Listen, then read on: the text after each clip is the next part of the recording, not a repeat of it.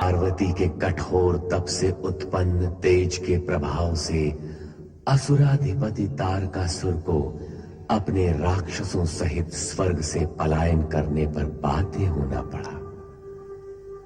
पंचाक्षरी मंत्र ओम नमः शिवाय के दिव्य प्रभाव से स्वर्गलोक में दिव्य शांति व अनुकूल वातावरण का निर्माण हुआ।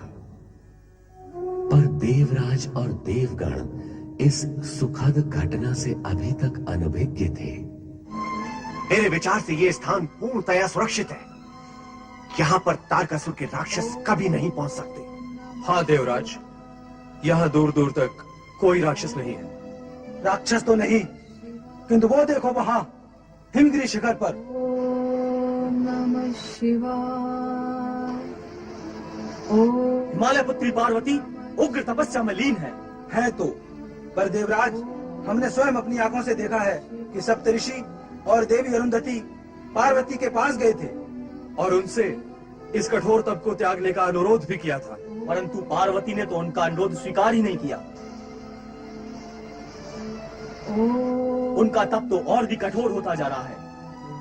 विधाता ही जाने इसका क्या प्रभाव होगा। मेरी बुद्धि निर्णय नहीं ले पा रही है कि ये जो कुछ भी घटित हो रहा है ये हमारे पक्ष में होगा अथवा विपक्ष में। अर्थात क्या वरुण देव? विविधा की स्थिति है ये, विविधा की स्थिति। यदि पार्वती का तप सफल नहीं हुआ और शिव ने उनका वरण नहीं किया तो शिवपुत्र कहां से होगा? और यदि शिवपुत्र नहीं हुआ तो तारकासुर वध की सारी संभावनाएं समाप्त हो जाएंगी। अर्थात हमारे कष्ट ज्यों के त्यों बने रहेंगे। कुछ नहीं कहा जा सकता। कारण की स्थिति अपने वश में तो है ही नहीं। यदि पार्वती का तप इसी प्रकार दिनों दिन उग्रतर होता गया तो इस सृष्टि में प्रलय का उत्पन्न होना निश्चित है। पर ऐसा भी तो संभव है कि पार्वती का तप सफल हो जाए और शिव विवाह हो, शिव पुत्र हो और तारकासुर मारा जाए। संभावनाओं और अनुमान के सहारे हमारे कष्ट दूर नहीं हो सकते हैं, कदापि नहीं हो सकते हैं। न जाने क्यों ब्रह्मा विष्णु महेश इस विषय पर मौन साधे हुए हैं। पार्वती के उस कृतब की ओर ध्यान क्यों नहीं दे रहे हैं वो? हम भी यही सोच रहे हैं। तारकासुर स्वर्ग में बैठा हुआ अत्याचार और दुराचार की बेल सींच रहा है और त्रिदेव शांति से अपने अपने लोक में बैठे हैं। हाँ देवराज, अब वो पृथ्वी पर अत्याचार न करके हम देवताओं और अप्सराओं को पीड़ित करने पर उतर आया है। क्या भविष्य है हमारा? नारायण नारायण नारायण श्रीमन नारायण नारायण नारायण। देवर्षि, देवर्षि, आप यहाँ? देवराज, नारद के लिए समय और स्थान कभी निश्चित नहीं होते, किंतु आप सभी मुझे देखकर आश्चर्यचकित क्यों हैं? सत्य तो यह है कि आप सभी को देखकर मैं आश्चर्यचकित हो गया हूँ। आप क्यों आश्चर्यचकित हो रहे हैं? पहले आप प्रकट कीजिए कि आप चिंतित क्यों हैं? तीनों लोग इस बात को जानते हैं कि तारकासुर हमारे स्वर्ग पर अधिकार किए बैठा है। आपको अप्रिय तो लगेगा देवराज, किंतु अपनी स्पष्टवादिता की कुटेर से मैं स्वयं भी विवश और पीड़ित हूँ। ऐसी क्या बात है मुनिवर? ऐसी ही बात है देवराज, ऐसी ही बात है। कुकर्म करने वाला सदा ही दुर्बल होता है और दुर्बल सदा ही भयभीत और भयभीत होता है चिंतित। और आप भी चिंतित हैं देवराज। देवर्षि, सत्य अप्रिय होता है देवराज, किंतु उसे स्वीकार कर लिया जाए तो फल बड़े ही मीठे और मधुर देता है। नारायण नारायण। इस अप्रिय सत्य के आगे कोई प्रिय सत्य भी तो होगा देवर्षि। अवश्य है सूर्यदेव, अवश्य है। चिंता में चिंतन तो छूट ही जाता है। नारायण नारायण। जैसे आप सब यहाँ चिंताग्रस्त हैं और वहाँ चिंता का कारण कब से समाप्त हो चुका है। वो कैसे? हिम कन्या पार्वती के कठोर तप के पुण्य प्रभाव से वो दुष्ट अत्याचारी तारकासुर स्वर्ग से कब का पलायन कर चुका है।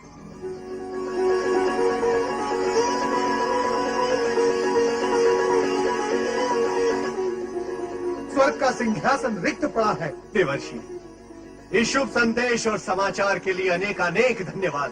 देवराज, ये धन्यवाद प्राप्त करने के लिए तो मैं स्वर्गलोक भी पहुंच सकता हूँ, किंतु इस समय आप शीघ्र वहाँ पहुँचिए। नारायण नारायण। सृजनहार ब्रह्मा जी की जय, श्री हरि विष्णु की जय, देवादि देव भोलेनाथ की जय। स्वर्गाधिपति देवराजेंद्र की जय हो, स्वर्गाधिपति देवराजेंद्र की जय हो, स्वर्गाधिपति देवराजेंद्र की जय हो।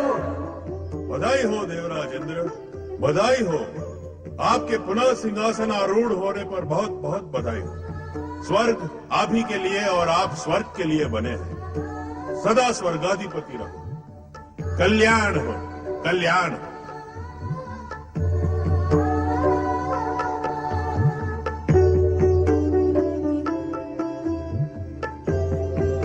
मुनिवर, इस हो चुके कल्याण में संपूर्ण योगदान देवी पार्वती का है। उन्हीं के जप, तप, पुण्य और प्रताप से हमें ये आज शुभ दिन देखने का सौभाग्य मिला है। सत्य कहा आपने। हम सभी देवी पार्वती के आभारी तो हैं ही, परंतु हमें ये नहीं भूलना चाहिए कि स्वर्ग की पुनः प्राप्ति में परम पिता ब्रह्मा जी का भी योगदान है। महातपस्विनी देवी पार्वती की जय हो, परम पिता ब्रह्मा जी की जय हो। नारायण नारायण नारायण नारायण। परमपिता ब्रह्मा और माता सरस्वती को पृथ्वी के वटवृक्ष निवास के पश्चात पुनः ब्रह्मलोक में एक साथ देकर आंखें धन्य हो गई। शब्दों का मायाजाल मत फैलाओ नारद, अपने आने का प्रयोजन प्रकट करो। नारायण नारायण। मेरे आने का प्रयोजन स्पष्ट है परमपिता। सप्त ऋषियों और देवी अरुंधति ने देवी पार्वती के सम्मुख भगवान शिव की घोर निंदा की, उन्हें अपमानजनक शब्द कहे, फिर भी देवी पार्वती अपने तप से विरक्त नहीं हुई। क्यों? इसका क्या कारण है परमपिता? यदि देवी पार्वती का तप उग्र से उग्रतर हो गया तो नारद, तो नाम के इस प्रश्न ने जन्म अवश्य लिया है, किंतु इसका उत्तर अभी जन्मा नहीं है और न ही भविष्य में इसके जन्मने की कोई संभावना है। तुम अपनी समस्या के समाधान के लिए इतना समझ लो कि शिव और शक्ति की लीला स्वयं ब्रह्मा नहीं समझ सके हैं, तो उनका मानस पुत्र नारद भला कैसे समझ सकता है? नारद, तुम्हें न तो भ्रमित होना चाहिए न भयभीत।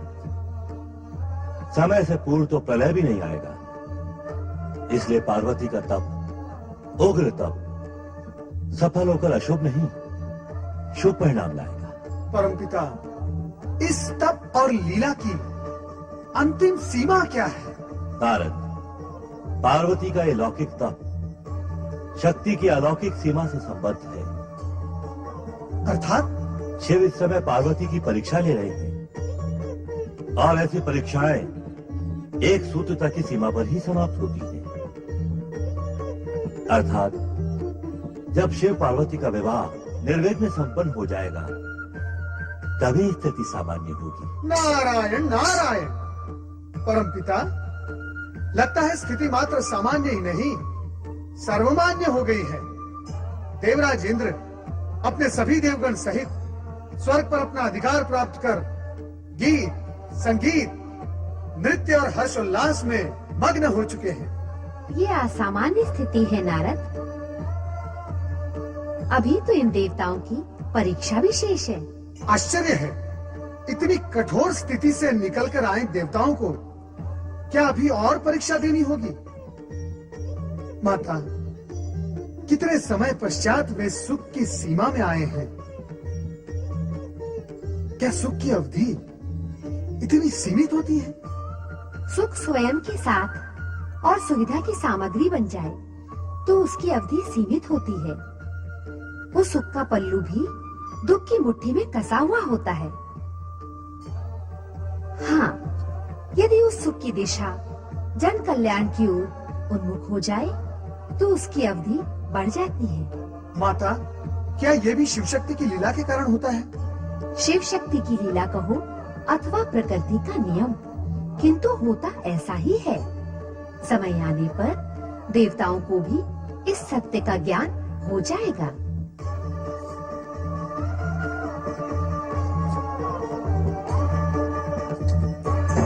ओम नमः शिवाय, ओम नमः शिवाय, ओम नमः शिवाय, ओम नमः शिवाय, ओम नमः शिवाय, ओम नमः शिवाय, ओम नमः शिवाय, ओम नमः शिवाय, ओम नमः शिवाय, ओम नमः शिवाय, ओम नमः शिवाय, ओम नमः शिवाय, ओम नमः शिवाय, ओम नमः शिवाय, ओम नमः शिवाय, ओम नमः शिवाय, ओम नमः शिवाय, ओम नमः शिवाय, ओम नमः शिवाय, ओम नमः शिवाय।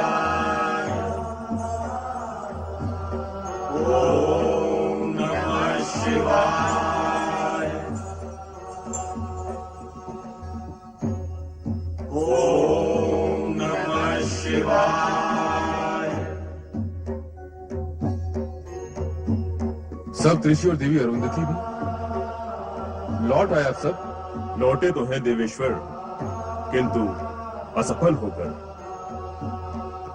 हमने देवी पार्वती के सम्मुख आपकी भरपूर निंदा की, किंतु उन पर किंचित मात्र भी प्रभाव नहीं हुआ। आपकी निंदा उनसे नहीं सुनी गई। हमारे मुख से आपकी निंदा सुनकर उनकी भाव भंगिमा कठोर हो गई। भोलेनाथ, हम उनके मन में आपके प्रति विकर्षण उत्पन्न नहीं कर सके। उल्टे आपकी निंदा करके उनके मन में हमारे प्रति विकर्षण उत्पन्न हो गया है। सत्य तो ये है भोलेश्वर कि उन्हें हमारी बताई हुई बातों पर विश्वास ही नहीं हुआ। वे तब करना नहीं त्यागेंगी देवेश्वर। वे अपने उद्देश्य पर अटल और अचल हैं। उनका विचलित होना सर्वथा असंभव है। हमें दुख है कि आपकी निंदा का पाप हमने जिस प्रयोजन से किया वो पूर्ण न हुआ। आपकी निंदा के दोष से हमें आत्मग्लानि का कष्ट भोगना पड़ रहा है भोलेनाथ। चिंता न करें ब्रह्म ऋषि वशिष्ठ। मेरी निंदा का कार्य तो मेरे द्वारा ही प्रायोजित कार्यक्रम था। सत्य तो यह है कि आपने मेरी निंदा नहीं की, उसे करने का नाटक मात्र किया। हम सबकी आपसे यही विनम्र प्रार्थना है भोलेश्वर कि आप देवी पार्वती के तप का प्रतिफल उन्हें देते हुए उनकी साधना को सफलता की स्वीकृति प्रदान करें। हाँ देवेश्वर, सफलता की स्वीकृति से देवी अरुंधति का अभिप्राय विवाह की स्वीकृति से है।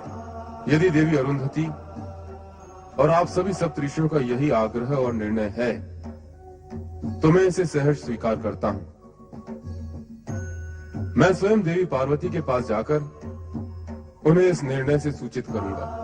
आप देवी पार्वती को सूचित कर उन्हें हर्षित कर देंगे, किंतु उनके माता पिता बहुत समय से तप में निमग्न अपनी पुत्री के लिए चिंतित हैं। उनकी चिंता दूर करने का उपाय भी आपको ही करना है प्रभु। ये कार्य और दायित्व मैं आप सभी को सौंपता हूं। हमारी ओर से आप सभी हिमालय राज और मैना रानी के समक्ष जाकर पार्वती से हमारे संबंध की चर्चा करें।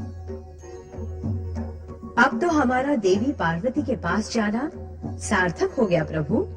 हाँ भोलेनाथ, हम उनसे भेंट करने इसी समय प्रस्थान करेंगे।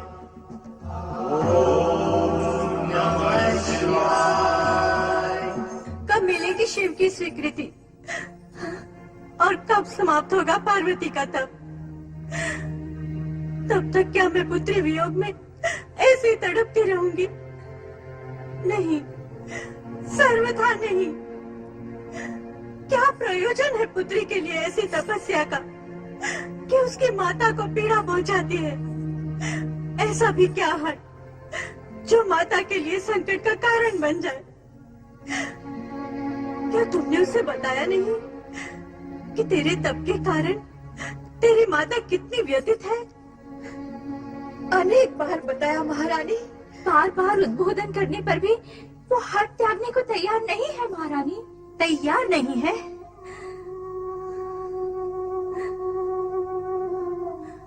तो वो अपना हट नहीं त्यागेगी। मेरी पुत्री अपना हट नहीं त्यागेगी, पर मैं तो उसकी माता हूं ना। मेरा हट तो उसके हट से भी अधिक हटीला होगा। अब मैं भी अपने हट पर अडिग रहूंगी और पार्वती का विवाह शमशानवासी बैरागी शिव के साथ कदापि नहीं होने दूंगी। कदापि नहीं होने दूंगी। कदापि नहीं होने दूंगी।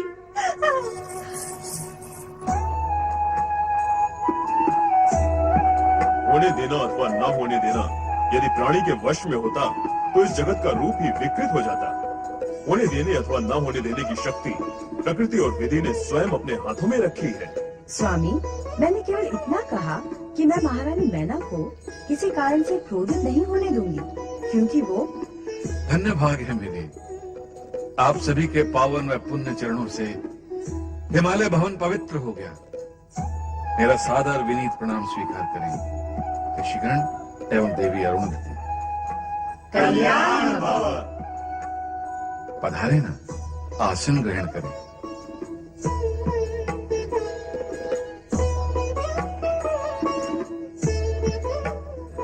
मेरा मन कहता है कि आप सभी पुण्य आत्माओं का हमारे यहाँ आगमन अवश्य ही किसी मंगलमय कारण एवं कार्यवश हुआ है।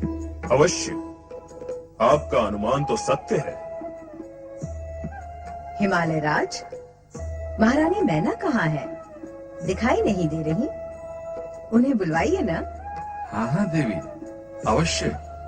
पर जब तक वे आएं, तब तक आप शुभ संदेश तो सुनाइए। आपकी उत्सुकता उचित है हिमालय राज, किंतु आदर्श परंपरा यही है कि शुभ संदेश पति पत्नी दोनों को सुनाया जाता है, अकेले पति को नहीं। कितनी कल्याणकारी परंपराएं हैं हमारे यहाँ। स्वर्णा। जी महाराज। अपनी स्वामिनी से कहो कि देवी अरुंधति एवं अन्य सप्त ऋषिगण आए हैं, आकर उनके दर्शन लाभ ग्रहण करें। जी। हिमालय राज, आपके श्रीमुख पर जो मुस्कान है उसके पीछे हमें चिंता की रेखाएं भी स्पष्ट दिखाई दे रही है। आप ऋषियों का अनुमान सत्य है, हम दोनों ही चिंतित हैं। चिंता का कारण? हमारी पुत्री पार्वती। वो तो तपस्या में लीन है, चिंता का कारण वो कैसे हो सकती है? यही तो हम दोनों की चिंता का विषय है। हमने पार्वती को बहुत समझाया, किंतु वो अपने हठ पर अडिग है, तप त्यागने को तैयार ही नहीं होती। आप क्यों चाहते हैं कि वो तप त्याग दे? तप तो जीवन के मार्ग को सरल, सुलभ व सुखी बनाता है, उज्जवल भविष्य का निर्माण करता है। पर यदि पार्वती की तपस्या से भगवान शंकर प्रसन्न हुए तो परिणाम क्या होगा? तप का परिणाम क्या नहीं शुभ होता है हिमालय राज। तो क्या हमारी पार्वती का तप सफल हो गया?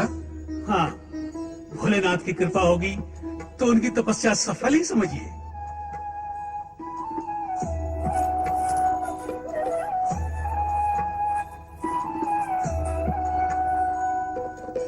देवी अरुंधति और पूज्य ऋषि श्रेष्ठ, मेरा प्रणाम स्वीकार करें।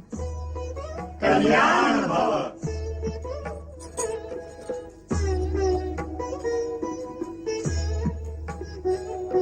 महारानी मैना, हम सभी कैलाश से भगवान सदाशिव और आपकी पुत्री कुमारी पार्वती के विवाह का प्रस्ताव लेकर आए हैं। आप अपना विचार कहिए। इस विषय में मेरा कुछ कहना क्या उचित होगा? मेरा विचार तो आप सुविधानुसार विचार करें। यदि आप चाहें तो कुमारी पार्वती से इस विषय पर चर्चा कर लें। यदि आपने शिव पार्वती के विवाह को स्वीकार कर लिया तो समझ लीजिए कि शिव जी ने भी स्वीकार कर लिया, क्योंकि इस जगत में जो कुछ भी होता है वो शिव जी की इच्छा अनुसार होता है, और शिव जी की इच्छा सदा कल्याणकारी होती है। अब हम प्रस्थान करेंगे। कल्याण भव।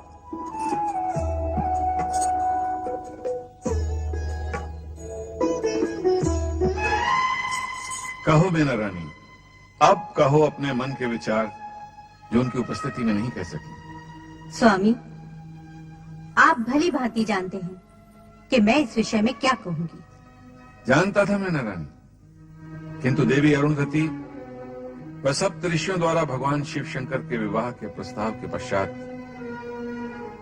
तुम्हारे विचारों में कुछ तो परिवर्तन आया होगा। कैसा परिवर्तन? कहाँ का परिवर्तन और क्यों होगा परिवर्तन? स्वामी, मैं इस बात को मानती हूँ, पर आप इस सत्य को नहीं जानते कि पार्वती शिव शंकर के साथ कभी सुखी नहीं रह सकती। मैना रानी, बहुत सी मान्यताएं ऐसी हैं जिन्हें हम मानते अवश्य हैं, पर वे सत्य नहीं होती, और बहुत से सत्य ऐसे हैं जिन्हें हम न जानते हैं न ही मानते हैं। स्वामी, आपकी ये ज्ञान पूर्ण और गूढ़ बातें मेरी बुद्धि से परे हैं। मैं तो केवल इतना जानती और मानती हूँ कि एक राजकुमारी का एक भभूतधारी से विवाह कभी सुखकारी नहीं हो सकता। कहाँ महल में पलने वाली पार्वती और कहाँ शमशान में भ्रमण करने वाला। महारानी, देव ऋषि नारद की भविष्यवाणी को आप नकार नहीं सकती।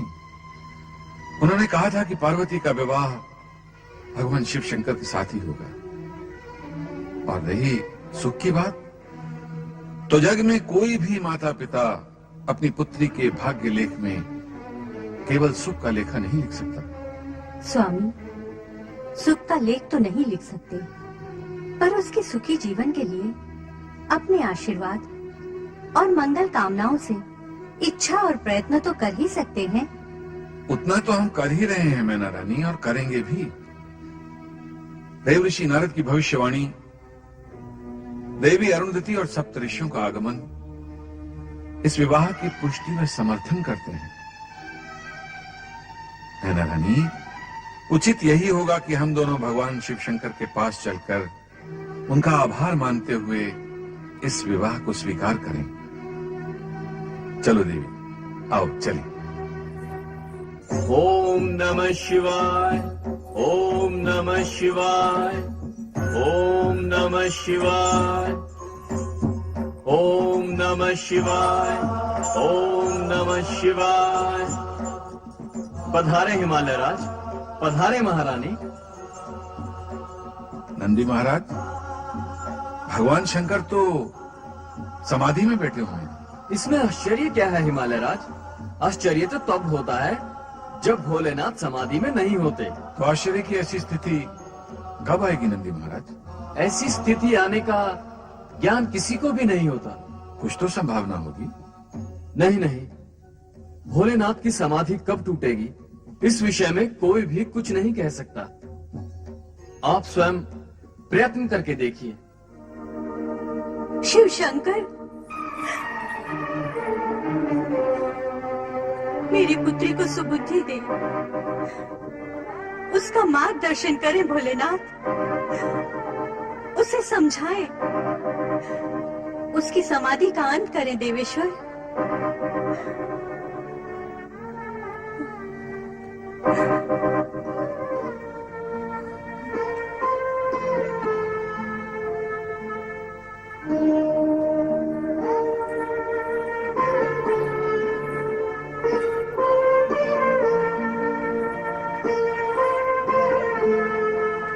ओम नमः शिवाय। महारानी मैना शिवजी से पुत्री पार्वती को मार्गदर्शन देने और उसकी समाधि का अंत करने की प्रार्थना तो कर गई, परंतु समाधिस्थ शिवजी ने उसका कोई उत्तर नहीं दिया, क्योंकि उन्हें ये भली भांति ज्ञात था कि पार्वती अपनी तपस्या कदापि नहीं छोड़ेगी। पार्वती की तपस्या से समस्त दानव जाति अत्यंत भयभीत थी, क्योंकि पार्वती की तपस्या की सफलता तारकासुर के साथ साथ उनके विनाश का भी कारण बनेगी। तारकासुर का भयभीत सेनापति इस प्रसंग को लेकर शोणितपुर उसके समक्ष पहुंचता है। दानवराज महाबली तारकासुर की जय। कैसे होगी जय? ब्रह्मा ने हमें स्वर्ग से निकलने का आदेश दिया, तपती ज्वालाओं से डरकर हमने स्वर्ग छोड़ दिया। अब जब तक पुनः हम स्वर्ग प्राप्त कर तीनों लोकों पर विजय प्राप्त नहीं कर लेते, तब तक इस घोरी और व्यर्थ की जय से क्या लाभ? स्वर्ग का स्वप्न तो अब समाप्त हो गया दानवराज। क्यों हमारी निराशा को बढ़ा रहे हो सेनापति? जो देखा और जो सुना है वही कह रहा हूँ स्वामी। हिमालय पुत्री पार्वती की तपस्या इतनी उग्र हो चुकी है कि भोलेनाथ शिव उनसे प्रसन्न होकर उनसे विवाह की स्वीकृति कभी भी दे सकते हैं। नहीं, ऐसा नहीं होगा, ऐसा कभी नहीं होगा। मैं ऐसा होने ही नहीं दूंगा। यदि शिव पार्वती विवाह हुआ तो मेरा काल शिव पुत्र उत्पन्न हो सकता है। मैं शिव पार्वती मिलन नहीं होने दूंगा, नहीं होने दूंगा। तुम जाओ, पार्वती को तपस्थली से उठाकर उसे समाप्त कर दो। क्या हुआ सेनापति? तुम्हारे चेहरे पर ये भय कैसा? प्राण क्यों सूख गए तुम्हारे? सुना है पार्वती शक्ति का अवतार है। सुना है, सुना है। सेनापति तुम केवल सुनते ही रहते हो, देखते कुछ नहीं हो। देखने वालों के मुख से ही सुना है कि यदि हमने पार्वती के साथ अप्रिय व्यवहार किया तो हमारी संपूर्ण जाति का विनाश हो जाएगा। ये भी तुमने सुना है, देखा नहीं। सेनापति, मूर्खता की सीमा से बाहर निकलकर आंखें खोलकर देखो कि जो पार्वती शिव को प्रसन्न नहीं कर पाई, उसे पाने के लिए तपस्या की जा रही है। उसमें भला इतनी शक्ति और बल कहां कि वो हम असुरों को समाप्त कर सके। तुम अपनी सेना के शक्तिशाली और भयानक असुरों को लेकर जाओ और उसे समाप्त कर दो। जाओ। मैं आपकी आज्ञा का पालन करूंगा महाबली, किंतु आप एक बार पुनर्विचार कर लें। यह सत्य है कि पार्वती शक्ति का अवतार है। उनके तप के बल और ज्वाला के कारण ही स्वर्ग से हमें यहाँ भाग के आना पड़ा था। यदि फिर उनके साथ दुर्व्यवहार किया गया तो यहाँ से भागकर हम कहाँ जाएंगे? उनके प्रति किया गया अब कर्म हमारे लिए अनर्थकारी सिद्ध हो सकता है। सेनापति, तुम कायर हो गए हो। तुम्हारी भुजाओं में अब वो शक्ति नहीं रही।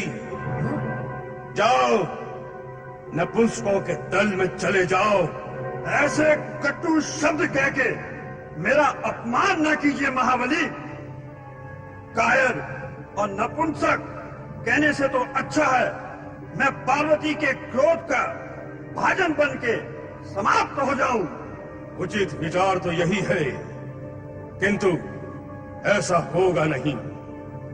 तुम अपने पराक्रमी सैनिकों को लेकर जाओ और समाप्त कर दो पार्वती को।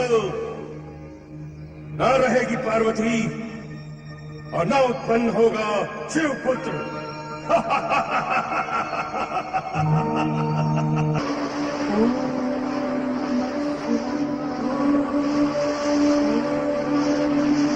जय पार्वती, आओ इसका वध कर डालें।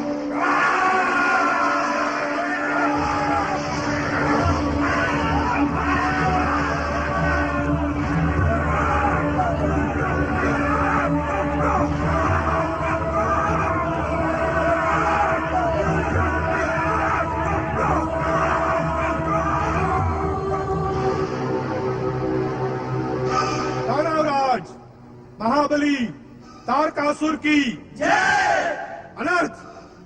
अनर्थ हो गया महाबली, अनर्थ हो गया। मेघासुर, तेरा सुर बिगड़ा हुआ क्यों है रे? जरा शांति से, प्यार से बता क्या बात है। दैत्यराज, आपने पार्वती के विनाश के लिए सेनापति और सैनिक भेजे थे। हाँ, भेजे थे। तो अब वे वापस नहीं आएंगे। क्या? क्यों नहीं आएंगे? क्योंकि पार्वती की तप की ज्वाला ने सबको सहा कर दिया, सब के सब मारे गए।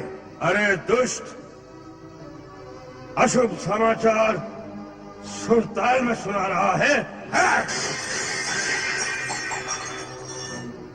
त्रिलोक विजय अब आवश्यक हो गई है। त्रिलोक विजय की ये यात्रा हम स्वर्ग लोक से शुरू करेंगे। पहले स्वर्ग लोक, फिर अन्य लोक। शिव पार्वती के विवाह की संभावनाएं इसी विजय यात्रा में समाप्त हो जाएंगी। फिर कौन बचेगा हमारा विरोधी? कौन बचेगा? कोई नहीं बचेगा हमारा विरोधी। स्वर्ग पर पुनः अधिकार प्राप्त करने के पश्चात असुरों के शत्रु देवराज इंद्र अपना मूल उद्देश्य भूलकर सदा की भांति नृत्य और संगीत में मग्न हो गए। छन छन पायल छनके, खन खन खन खन कंगना खनके। छन छन छन छन पायल छनके, खन खन खन खन कंगना खनके। पायल छनके, कंगना खनके। पायल छनके, कंगना खनके। गीत सुनाए नव यौवन के, नव यौवन के। छन छन छन छन पायल छनके, खन खन खन खन कंगना खनके।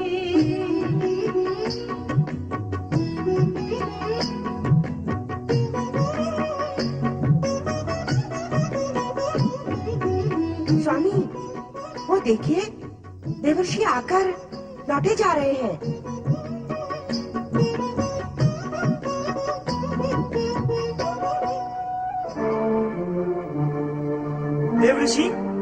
देवऋषि अभी अभी आए और अभी चल दिए। इंद्र सभा में आपका स्वागत है, आइए पधारिए। देवराज इंद्र को बधाई देने आया था, परंतु देवराज इंद्र स्वयं नृत्य और गान के विलास में डूबे हुए हैं। नारायण नारायण। आइए। नारायण नारायण नारायण, श्रीमन नारायण नारायण नारायण। प्रणाम देवऋषि। देवराज, विलास और शक्ति की शत्रुता है। दोनों का निर्वाह एक ही स्थान पर संभव नहीं होता। देवर्षि,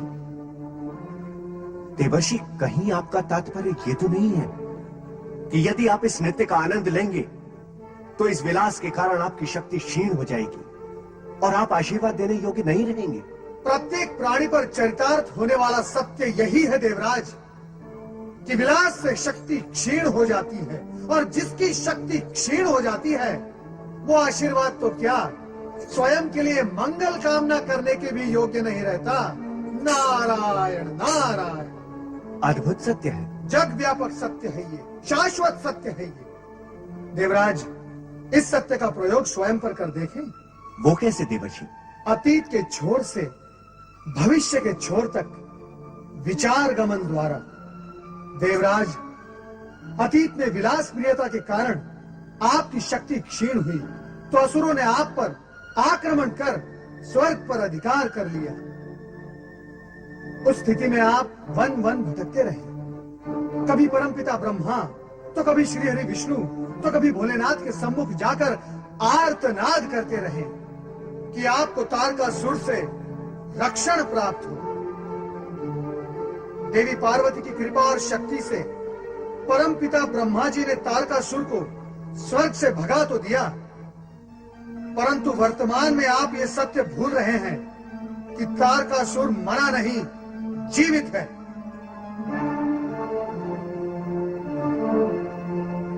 आपकी विलास प्रियता उसे अधिक जीवित और अधिक बलवान बनाएगी, और तब वो पुनः स्वर्ग पर आक्रमण करेगा, आपको पराजित कर विजय प्राप्त करेगा, और भविष्य में पुनः स्वर्ग का अधिपति बन बैठेगा। नहीं देवर्षि नहीं, आप तो हमारे हितैषी हैं, फिर ऐसी अशुभ कामना क्यों कर रहे हैं? ये अशुभ कामना नहीं है देवराज, मैंने आपकी सावधानी के लिए सत्य को साकार करने का मात्र प्रयास किया है। ये आप भी करें तो आपको लाभ होगा। नारायण नारायण। मैं कैसे करूं? दूरदर्शिता का आंचल पकड़ लेंगे तो कर सकेंगे। चलो आरंभ मैं किए देता हूं, आगे की दौड़ आप स्वयं लगा लेना। नारायण नारायण। सर्वप्रथम आप ये स्वीकार कर लें कि आप पुनः स्वर्ग के अधिपति बन गए हैं। हम ही क्या, सारा जग जानता है। नारायण नारायण। देवराज, सारा जगत ये भी जानता है कि तारकासुर जीवित है, और स्वर्ग का स्वामी बनने की महत्वाकांक्षा उसे स्वर्ग की दिशा दिखाएगी। देवराज, आप और मैं ये भी जानते हैं कि तारकासुर का वध करने वाला अभी तक उत्पन्न नहीं हुआ, और तब तक असुरराज तारकासुर किसी भी समय। नहीं देवर्षि नहीं, अब बस करें। बस तो देवराज इंद्र को करना है देवी सची।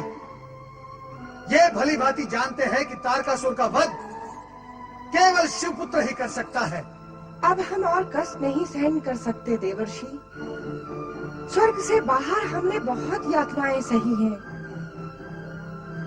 इसीलिए अब तो तारकासुर का वध अवश्य होगा। देवराज इंद्र से पहले पूछ तो ले कि कब और कैसे होगा। नारायण नारायण। होगा तो शिवपुत्र के द्वारा ही, किंतु शिव पार्वती विवाह होगा तभी शिवपुत्र की उत्पत्ति होगी। शिव पार्वती विवाह कब होगा अग्निदेव? जब भगवान शिव विवाह की स्वीकृति दे देंगे। मूल प्रश्न अभी भी अनुत्तरित है वरुणदेव। भगवान शिव विवाह की स्वीकृति कब देंगे? देवर्षि, अब आप ही हमारा मार्गदर्शन करें, हमें बताएं कि हमें क्या करना है। देवराज, आपको दूरदर्शी और शक्तिशाली बनना चाहिए। विलासता को त्याग कर पुरुषार्थी बनना चाहिए और भगवान शिव के पास जाकर आप ये विनती करें कि वे पार्वती का तप सफल करें और विवाह की स्वीकृति दें। देवर्षि, हम इसी समय आपके नेतृत्व में भगवान शिव के पास चलते हैं। अवश्य चलें। हर हर हर महादेव, हर हर हर महादेव। देवर्षि, भोलेनाथ का स्थान तो रिक्त है, अब क्या होगा?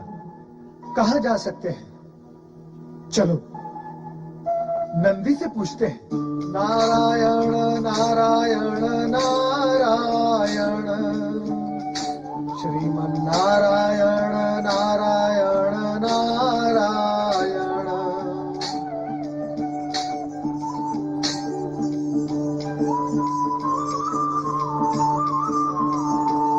देव ऋषि नारद और देवराज इंद्र और सभी देवगण को मेरा प्रणाम। कल्याण भव। कल्याण भव। कल्याण भव। नंदी, भोलेनाथ कहाँ है? न जाने कहाँ गए, अभी अभी ध्यान समाधि में थे, अचानक अदृश्य हो गए। किंतु अदृश्य होकर गए कहाँ होंगे और लौटेंगे कब? इस विषय में अधिकार पूर्वक कुछ नहीं कहा जा सकता। तो फिर अनधिकार पूर्वक कुछ कहा जा सकता है? आप तो परिहास कर रहे हैं देवऋषि। अनीति और अन्याय तो नहीं करता, केवल परिहास ही तो कर रहा हूँ। अब क्या होगा देवर्षि? वही होगा जो विधि का विधान होगा देवराज। क्या है विधि का विधान? इसका ज्ञान यदि हो जाए तो शेष रह ही क्या जाता है? विधि और विधान दोनों की मान्यता ही नहीं रह जाती। तो क्या अब हमें भोलेनाथ की प्रतीक्षा करनी होगी? कब तक करेंगे प्रतीक्षा? न जाने वे कब लौटे। हाँ, मैं तो उनके दर्शन से वंचित रह गया। वंचित तो हम सभी रह गए। ऐसा प्रतीत होता है देवराज कि हमारे यहाँ आने से पूर्व ही भगवान भोलेनाथ को हमारे आने के संकेत मिल गए थे, इसीलिए हमें दर्शन देने से बचने के लिए वे अदृश्य हो गए। यदि मैं यहाँ अकेला आता तो दर्शन अवश्य करता, किंतु तुम्हारे कारण मैं भी रह गया। अर्थात क्या वे केवल हमसे रुष्ट हैं? अर्थात उनका अदृश्य होना यही सिद्ध करता है। परंतु इसका क्या कारण हो सकता है देवर्षि? देवराज, यदि सभी कारण, कार्य और मार्ग मैं ही आपको बताता रहूंगा तो फिर आप क्या करेंगे? इससे तो अच्छा ये होगा कि आप अपना सिंहासन स्वर्ग का मुझे सौंप दे और ये खड़ताल और वीणा आप थाम ले। भोलेनाथ तो हमसे रुष्ट थे ही, अब आप भी रुष्ट हो गए तो हमारा कल्याण कैसे होगा? मैं रुष्ट नहीं देवराज, असंतुष्ट हूँ। क्या आपको इतना भी ज्ञात नहीं कि भगवान भोलेनाथ आपसे रुष्ट क्यों है? क्या आप भूल गए कि कामदेव को आपने भगवान भोलेनाथ के पास भेजकर उन्हें क्रोधित कर दिया था? उनका अदृश्य होना यही प्रकट करता है कि वे अब भी वह अप्रिय घटना भूले नहीं है, इसलिए वो आपसे अति क्रोधित है। तो अब हमें क्या करना होगा? क्या करना होगा? सावधान रहना होगा देवराज। स्वर्ग की, स्वयं की, अपने अधिकार और समस्त देवगण की आपको रक्षा करनी होगी और उसके लिए तारकासुर का वध आवश्यक है और उस वध के लिए भगवान भोलेनाथ की प्रसन्नता अति आवश्यक है और प्रतिष्ठितों की प्रसन्नता प्राप्त होती है अपने सद्व्यवहार, सद्गुण और सद्भावना से उन्हें प्रसन्न करके। देवर्षि, मैं आपके मार्गदर्शन का लाभ अवश्य लूंगा।